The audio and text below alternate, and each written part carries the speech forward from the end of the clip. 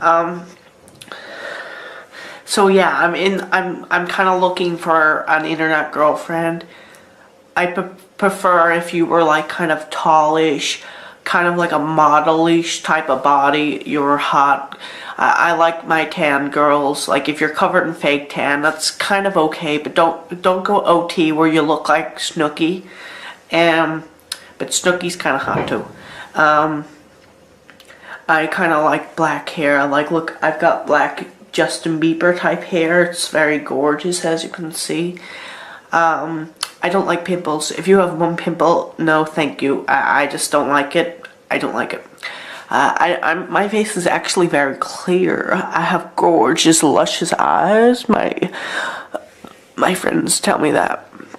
I've got lovely teeth. I got a sexy tongue for tonguing people.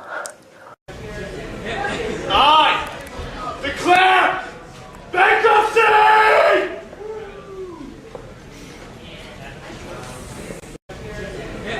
I declare bankruptcy!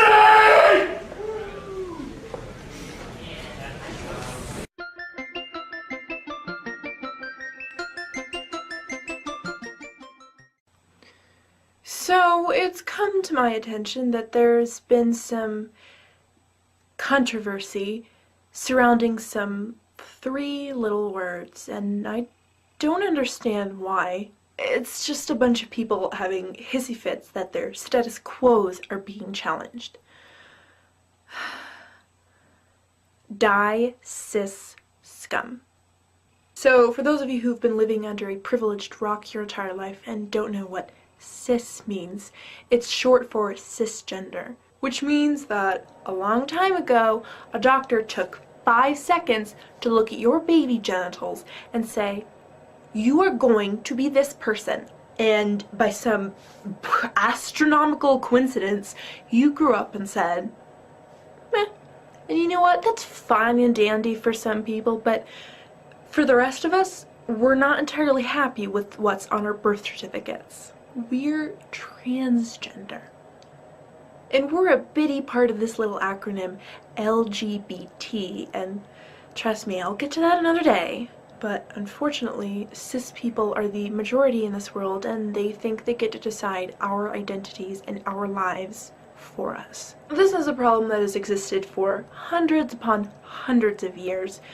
Cis people taking advantage of us and assuming we'll stay quiet and not complain once. Well, a lot of people have problem with this, and in particular, trans feminine people who have been most hurt by cis supremacy. There is a lot of pent-up anger, and understandably so. Transgender people are pissed the fuck off that we constantly have to be beaten down by the sissies. So one brilliant human being one day decided to coin the term die cis scum, and since then a lot of apparent outrage has emerged. And you know what?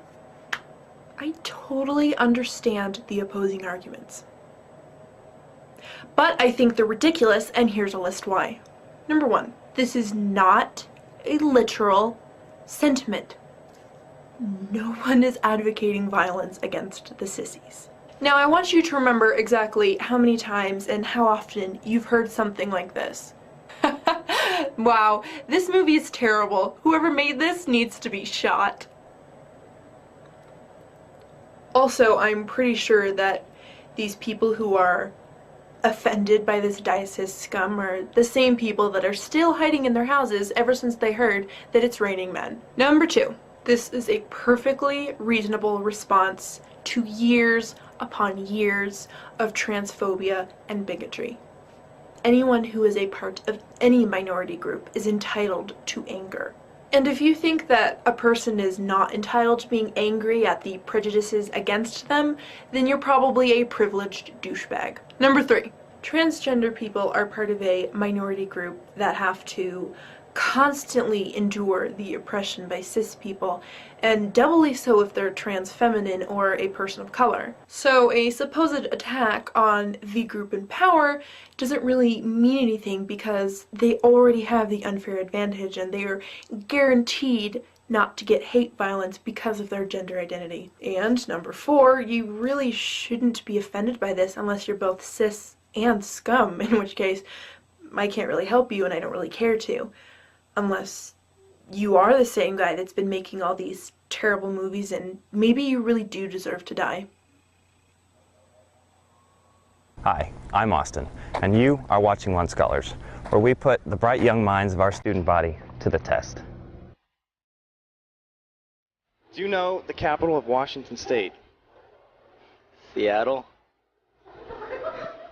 Olympia. What is the capital of Washington? Seattle. Olympia. Olympia. Can you name one Democratic candidate for the 2012 presidential campaign? No. Nope. You can't do that one either. Barack Obama, because he's running again, right? Do you know the Vice President of the United States?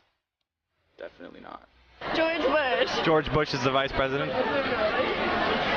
The bald guy. He was gonna run for it, and he has Clinton, right? Bill Clinton, the Vice President, Bill Clinton. Yeah, Bill Clinton. Yes, Right. you did. Correcto.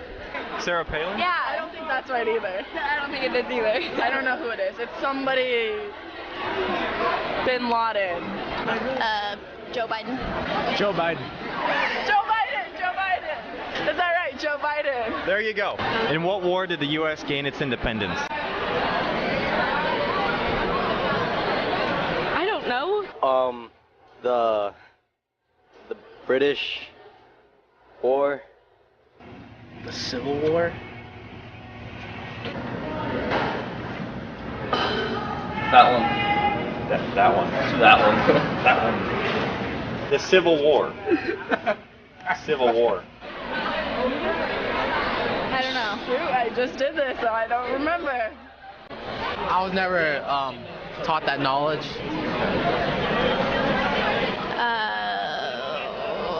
So I don't. Civil War. That war. I don't know. To tell you the truth, How about I just give you a couple wars and you can pick from a list? Okay. All right, Korean War? Korean War. It's a yes or no? Yes. The Korean War is when we gained our independence. Korean War, Civil War, Revolutionary War. Yeah. Revolutionary War. American Revolution. Yeah, American Revolution. You got a fish? That's the one. Can you name all of the countries that border the United States? South America. Mexico. Boom. One. Mexico. Mexico and South America. America. Mexico and Canada. There's too many. So There's too many? Okay. Dude, Canada? That's a state, never mind. Mexico, Canada. Pretty sure that's it. Can you think of a country that starts with the letter U? You go. Can you? That one.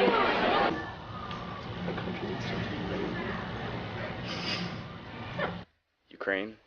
Uganda. and too late, you're famous. Uruguay. Uruguay's another one.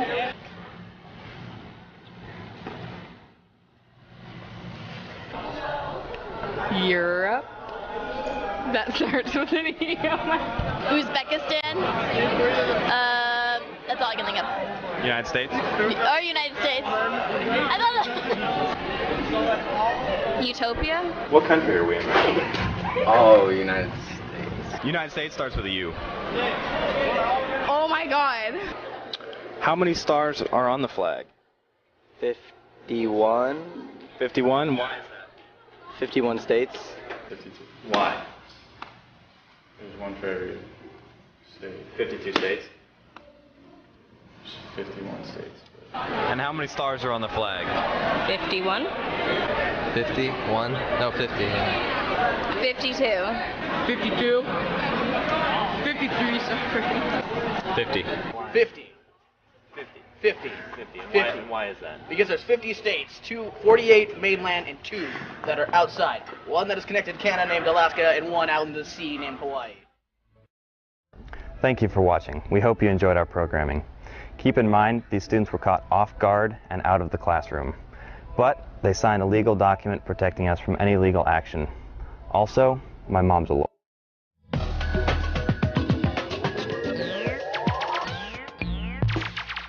Meet Tim Christ, a man obsessed with Pac-Man.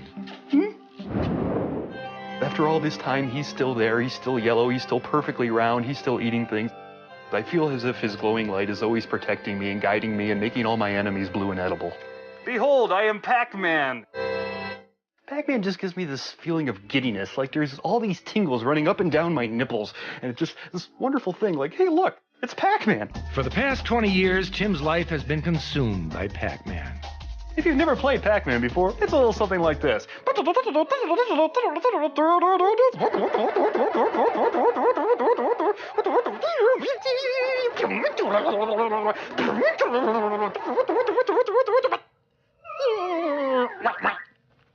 Look what you've done. It's like he has a bond with Pac-Man. He has this psychic connection with Pac-Man. Pac-Man!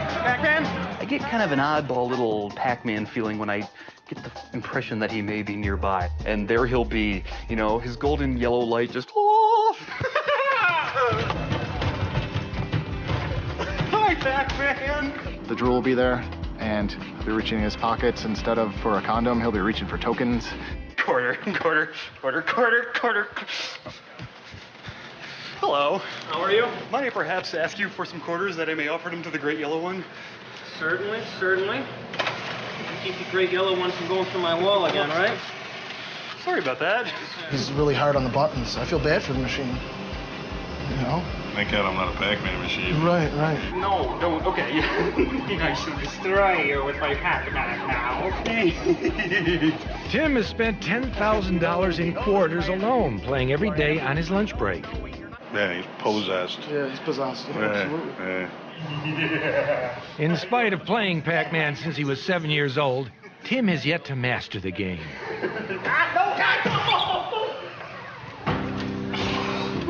When the holy semicircle of life meets his demise, in the melting way he does, it always brings me a feeling that maybe I could have done something more. Maybe I could have turned left instead of right. Pac-Man! No! Clyde tried to bite Pac-Man. Clyde bite Pac-Man! Why Clyde bite Pac-Man?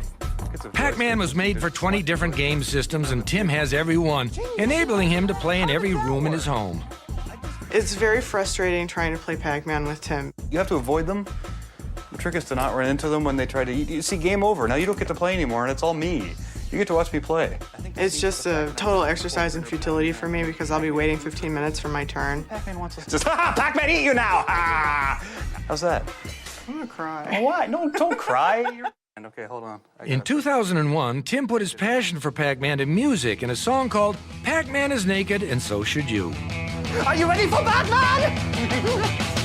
It's time to go! What's wrong with you? Tim, what's wrong with you?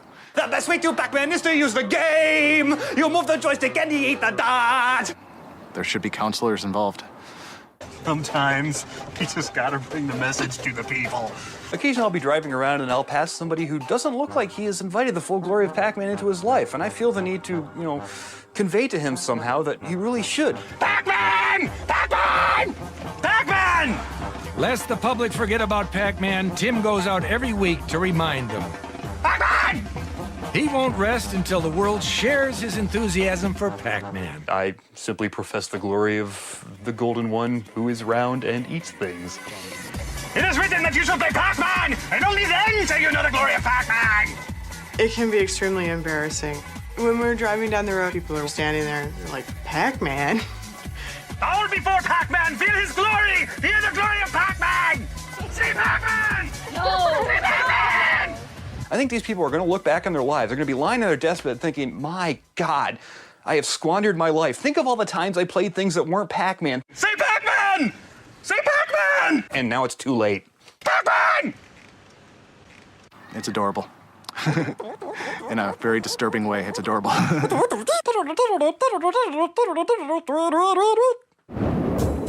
I'm Fred Willard, and that's it for Totally Obsessed.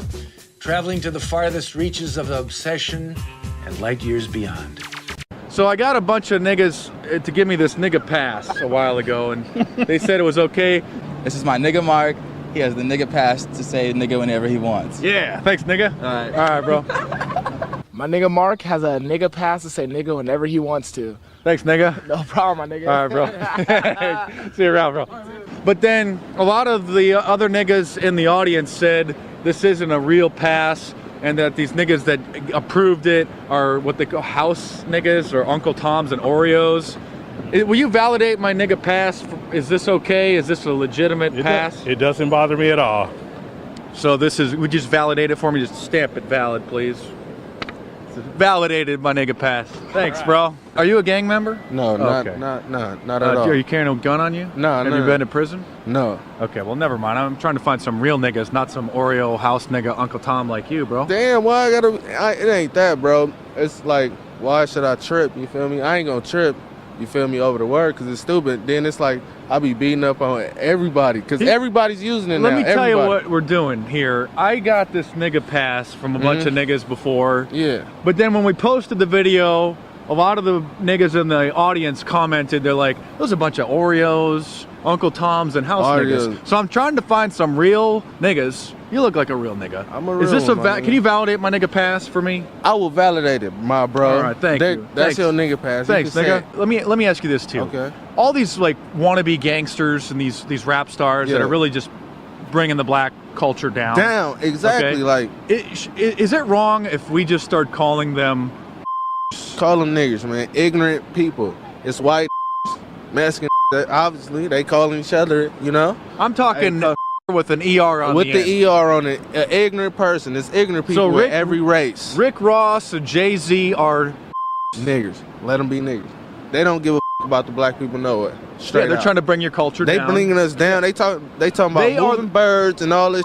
They're the ones that are perpetuating the very stereotypes that you guys are trying to get away from. They bigging this shit up, but they ain't really in the hood or none of that. They say they giving to charity, but I ain't never. I be hitting them niggas up on Twitter like, niggas, you real? They don't never hit a nigga back. But we're differentiating the nigga with an A is kind of a term of endearment, with the ER on the end, it's an insult. Check it out. A nigger is them people that was out there doing their thing, acting a fool. Them doing what the plan wants them to do. That's what a nigger is. Out there doing bad shit, but then want to come and talk about the community and all this shit. Come on now, that's a nigger. That's an ignorant person. It's ignorant people in every race. You know what I'm saying? They use that term to down us, but we took it, flipped it. Now everybody want to use it. But there is a difference between a nigga and of a distance. Like, you know, say for instance, I didn't know you was doing this interview, and you just were like, "What's up, nigger boy?" It might go down. You know what I'm saying? But if you be like, "Oh, what's up, my nigga?" You know what I'm saying? It depends on how a person's saying nigga to you too. Like if you come up and you like, "Oh, what's up, my nigga?" and you know what I'm saying, trying to be funny, it might go down. But you heard it from a real one. Youngsters, known Look at this guy. This guy's all tatted up. He's dressed in red. You're not a Crip, are you? Nah, man. I ain't Crip or Blood. I'm a youngster from known out here in Oceanside. I appreciate it, bro. Stay up, my nigga. Thanks, nigga. But, hey, I think all them rappers and on some gay shit, my nigga. I bet they are. Yeah, well, what's his name? Fat Joe said that the gay mafia runs hip-hop. Hey, man. The hip-hop community is most likely owned by gay. To be honest with you, do you think they'll be? They're owned by gay. I happen to think there's a gay mafia in hip hop. Editorial presidents of magazines, sure. the PDs at radio stations, the people who give you award at award shows. This is the fucking gay mafia, my man. Right.